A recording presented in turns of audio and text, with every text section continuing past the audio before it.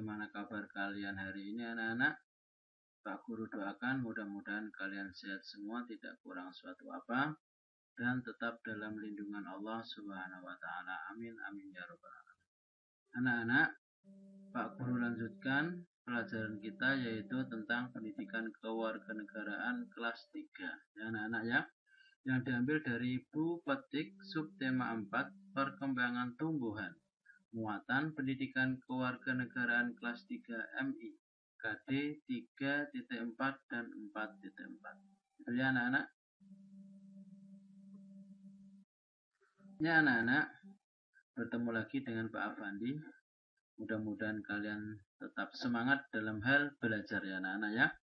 Ya anak-anak, sebelum kita belajar, marilah kita membaca basmalah dahulu.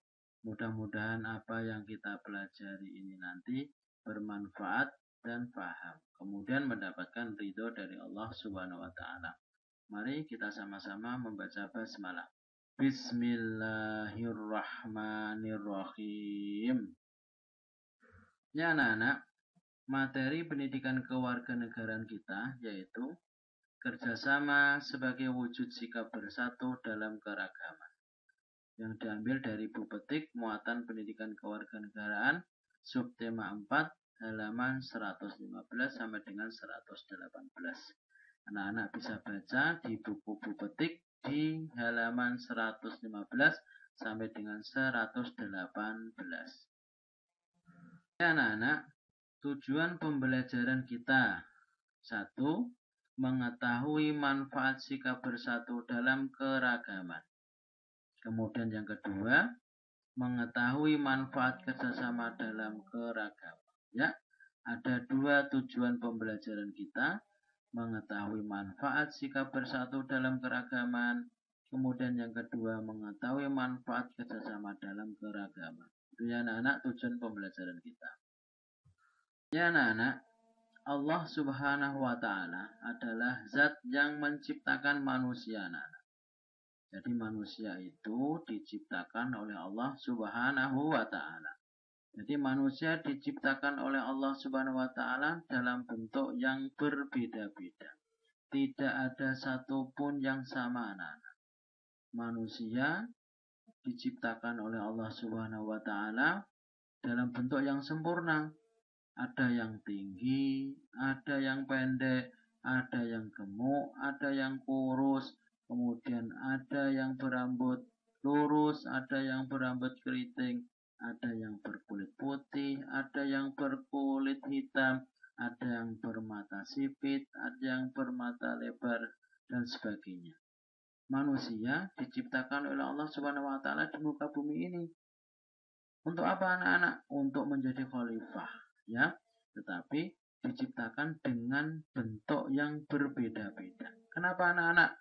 Agar kita mensyukuri apa yang telah diciptakan oleh Allah Subhanahu wa Ta'ala. Ya anak-anak, manusia memang diciptakan oleh Allah Subhanahu wa Ta'ala dengan berbeda-beda. Ya, perbedaan itu adalah bagian dari keragaman anak. Ya, kenapa diciptakan berbeda-beda? Agar kita mensyukurinya anak-anak ya. Dan perbedaan itu adalah merupakan bagian dari keragaman. Dalam keragaman, anak-anak perlu adanya sikap. Ya, yang pertama yaitu saling menghargai, kemudian yang kedua saling menghormati. Kenapa perlu sikap saling menghargai dan menghormati? Agar tidak terjadi perselisihan dan pertengkaran. Kalau dua sikap ini kita miliki, tentu tidak ada perselisihan dan pertengkaran. Anak-anak, sikap bersatu diperlukan untuk mewujudkan apa? Ya, yang pertama adalah hidup yang rukun, gitu ya. Kemudian yang kedua adalah rasa aman. Kemudian yang ketiga adalah tentram. Jadi, sikap bersatu diperlukan untuk mewujudkan tiga hal. Saya ulangi, yang pertama adalah hidup yang rukun, ya anak-anak ya. Agar hidup kita itu rukun, damai, aman. Kemudian yang kedua, adanya rasa aman. Kemudian yang ketiga, hidup kita menjadi tentram, ya. Tidak ada gangguan. Anak-anak, wujud sikap bersatu. Ada yang tahu? Ya, wujud sikap bersatu adalah kerjasama. Ya, kerjasama bisa kita lakukan di 3 tempat. Yaitu yang pertama adalah kerjasama di rumah. Ya, kemudian yang kedua, kerjasama di sekolah. Kemudian yang ketiga, kerjasama di masyarakat. Ya, anak-anak pasti sudah pernah melakukan ini, baik kerjasama di rumah, di sekolah maupun di masyarakat. Ya, Pak Guru akan contohkan satu persatu ya. Anak-anak, kerjasama yang dilakukan di rumah contohnya adalah kerjasama membersihkan rumah bersama keluarga. Ya, di situ ada ayah, ada ibu, ada kakak, ada adik, semuanya bersatu bekerja sama membersihkan rumah agar rumah kita bersih, aman, nyaman, dan enak ditempati, dan keluarga kita menjadi keluarga yang bahagia. Kemudian yang kedua adalah kerjasama yang dilakukan di sekolah. Anak-anak pasti sudah pernah melakukan ini di kelas 1, kemudian kelas 2, dan kelas 3. Di kelas 1, anak-anak pasti sudah pernah melakukan membuat prakarya. Kemudian yang kedua juga sudah pernah membuat prakarya. Ya, kerjasama dalam membuat prakarya di sekolah itu adalah bentuk kerjasama yang pernah anak lakukan. Ya, jadi prakarya itu kalau kita buat bersama-sama dengan teman akan mudah. Kemudian prakarya itu akan menjadi prakarya yang baik, dan prakarya itu nanti akan mendapatkan nilai yang bagus oleh Pak Guru, gitu ya. Kemudian yang ketiga adalah kerjasama yang dilakukan di masyarakat anak-anak. Ya, kerjasama melakukan permainan bersama teman di lingkungan masyarakat. Ya, anak-anak di lingkungan kampung pasti bermain dengan teman. Di situ anak-anak pasti bekerja sama. Contohnya bermain lompat-lompatan, bermain petak umpet, bermain tali, kemudian bermain kelereng, kemudian bermain kasti, kemudian bermain, ya banyak sekali permainan di kampung ya anak-anak ya. Jadi anak-anak pasti pernah melakukan kerjasama dalam permainan itu.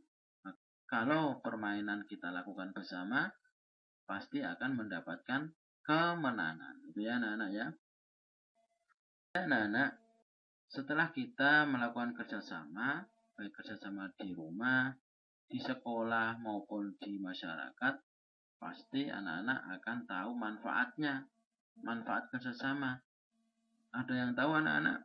Ya, manfaat kerjasama yang pertama adalah membuat pekerjaan menjadi cepat selesai. Itu pasti ya anak-anak ya.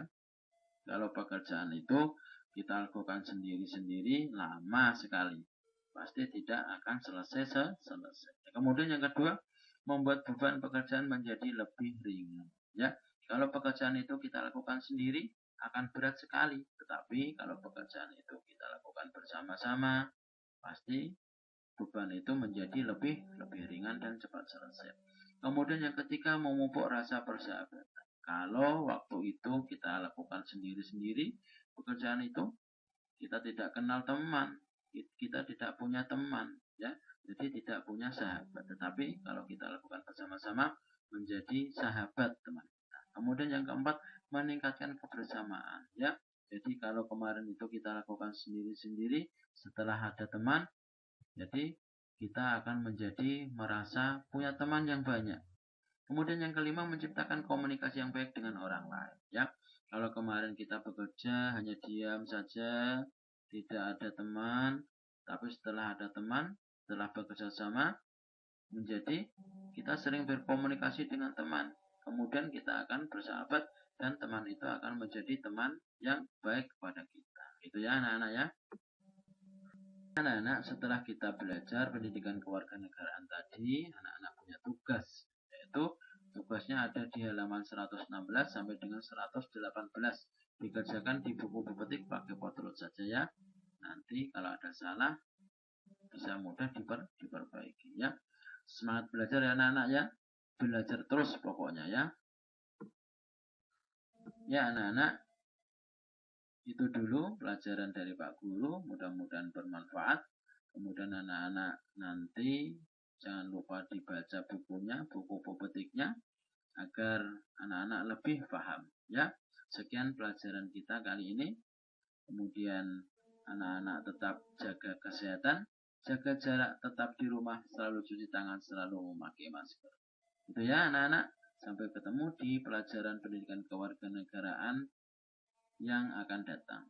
Itu ya. Wabillahi taufik wal hidayah. Assalamualaikum warahmatullahi wabarakatuh.